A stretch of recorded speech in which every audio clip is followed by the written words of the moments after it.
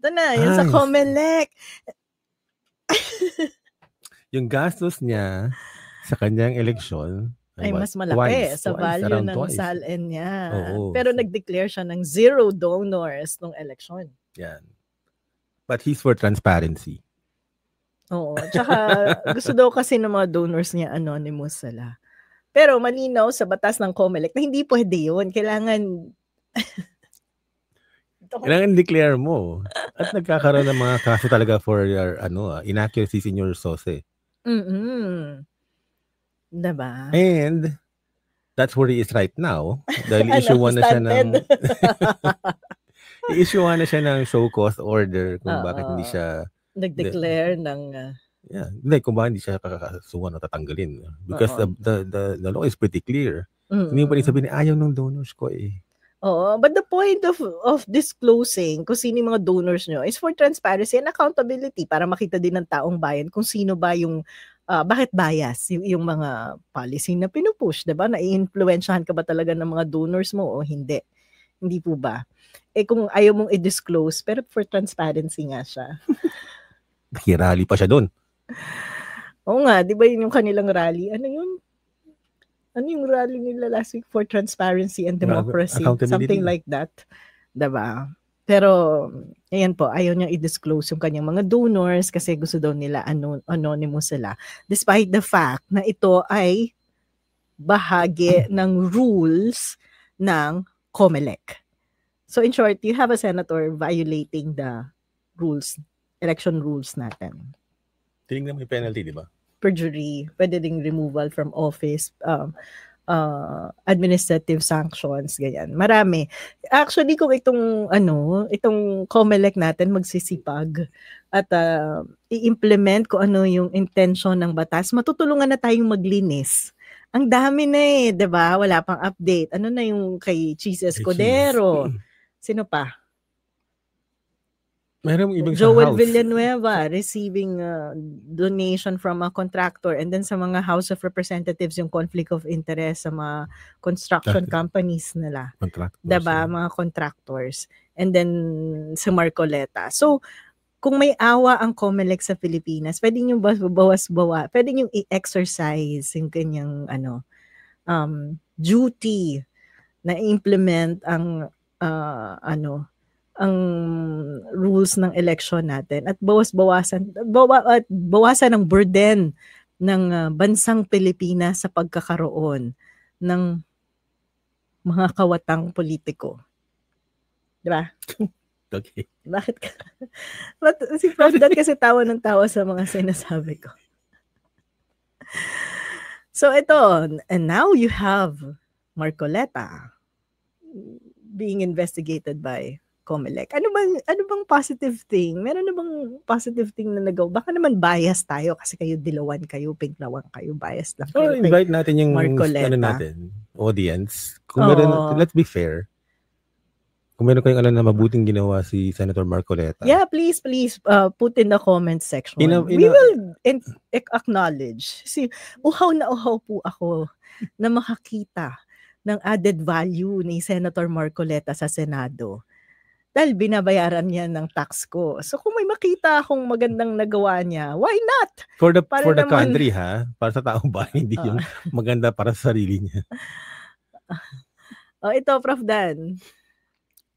Ito, bumalik na naman di ba nag-uusapan na po yung budget ng office ng ombudsman. Mm-hmm. And instead of talking about yung mga items, gusto niyang balikan yung bending the law. Kasi nung last meeting nila ni Ombudsman DOJ Secretary pa siya ng Remulla, sabi niya ang explanation nila is pwede mong i-bend yung batas.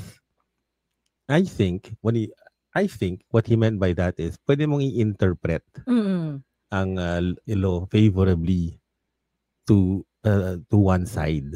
So in sinasabi mo kanina, for the state para mabawi yung pera na illegally na kuha ng mga diskaya.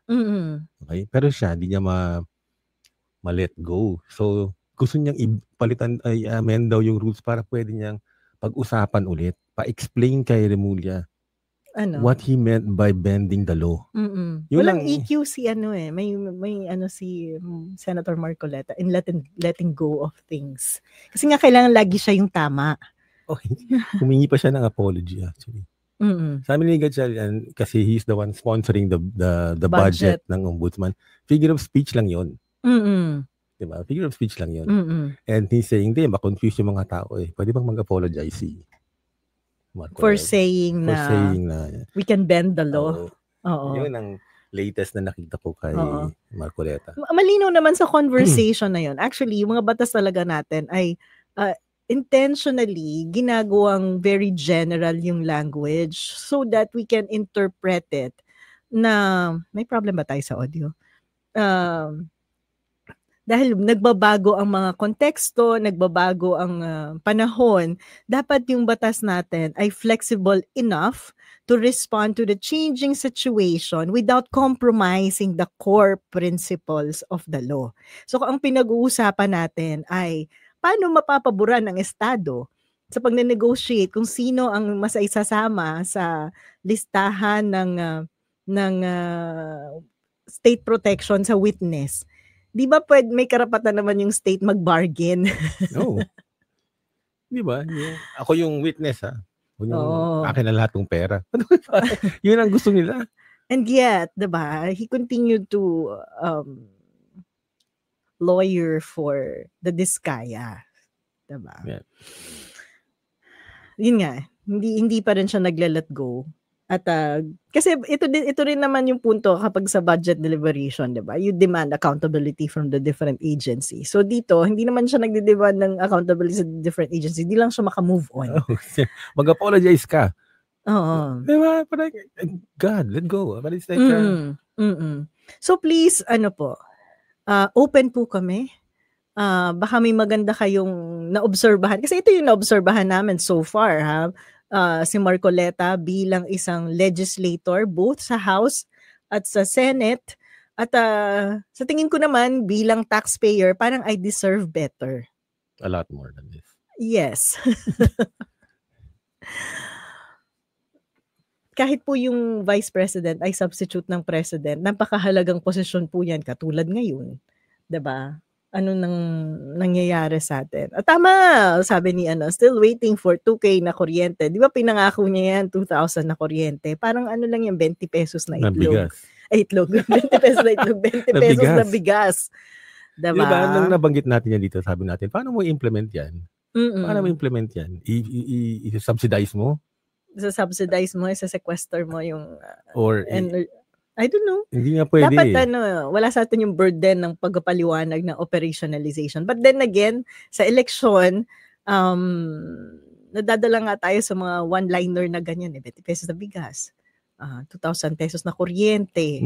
Di ba si Cayetano promised 10,000 per household. Nasa na? Diba? Aspirational nga nagpaliwanag na siya. Oo. Kung kakayanin. Hindi. Ayun nga sana nga nale-level up din kasi yung pangarap naman dapat natin sa mga anak natin, sa pamilya natin, sa lipunan natin na hindi nagtatapos doon sa pagkakaroon ng 20 pesos na bigas. 'Di ba? O kaya 2,000 na kuryente. Saan natin gustong dalhin yung bansa natin? But unfortunately, even in the previous elections, hindi natin napagpaliwanag na ganyan yung ating mga mga kandidato, no?